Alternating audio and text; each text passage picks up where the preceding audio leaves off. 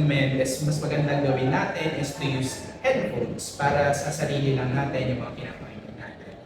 And good etiquette is really all about showing consideration to those people around us. Knowing that others may be resting, reading, or studying to their community. Now for our second topic, we'll focus on avoiding loud conversations and phone calls in public transportation. Many of us commute every day, and being in a shared space means showing respect and consideration to others. To help us understand the importance of this social grace, let's hear the insights from our dear panel of experts. We're halfway through our discussion, but we already got a lot of insights from our panel of experts. So now let's proceed with our next topic, which is avoiding unnecessary physical contact or staring. Can we have the experts' perspective on this? Thank you, Ms. Mela. So, avoiding unnecessary physical contact or staring naman is definitely important. As we are in a shared space, lalo na nga it's a public transport, limited yung space na meron tayo. So, we are sharing a space with people who we don't personally know. So, when it comes to staring, siguro masasabi natin na it comes in a sense na gaano ba katagal or ano rin yung intention kung paano tayo tumitig sa isang tao. Kasi when we do look at people, there's an intention behind it. So when we look with to other persons with an intention of lust or malice or anger, so it's actually uncomfortable for the people around us. So it's much more recommended talaga na iwasan ng staring, pero since we are in an enclosed space, na limited na space, hindi rin natin may iwasan naman na tumitig sa ibang tao. So it comes talaga na lang sa gaano katagal ba tayo tumititig sa ibang tao.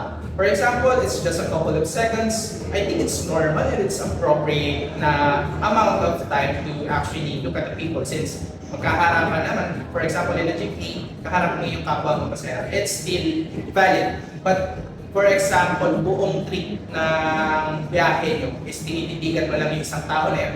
Personally, kung ako yung tao na yun, I would actually feel uncomfortable. Like, ano ba yung intention? Bakit niya ba ako tinititigan? Ano ba yung gusto niya, may kailangan ba siya, etc.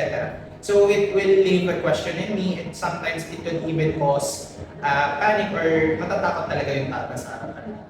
So when it comes naman to the physical contact, we must always keep in mind our proper distancing with other people. For example, is in a situation na sasakay kayo ng jeepney and dadalawa lang kayo ng pasahero. Ang bakit naman na tatabihan mo ba yung isang pasahero na natitira sa jeepney?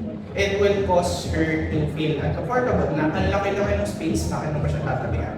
And in a sense naman na kunyari, in a cramped space na maraming tao, kung yung katabi mo, nakikita mo or nakahalata mo ng uncomfortable siya kasi siksikan na. If you could actually do is you could try to adjust, konting usog lang para mas maging komportable yung tao na katabi mo.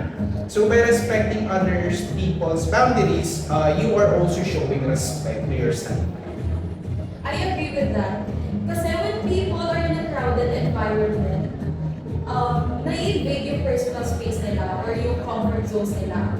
And that can trigger psychological responses like anxiety, irritation, and even aggression.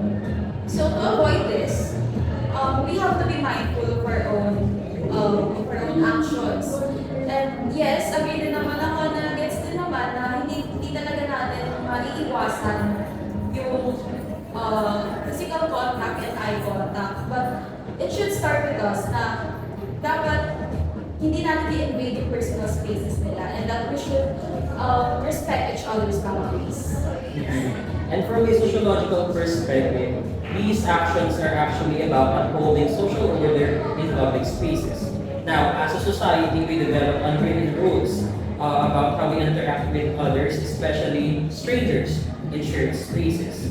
Like in our local jeepneys, UVs, and of course our trains.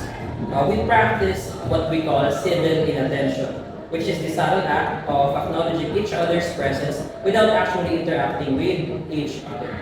Now, by avoiding unnecessary physical contact, we are cooperating in a silent agreement to respect other people's personal space.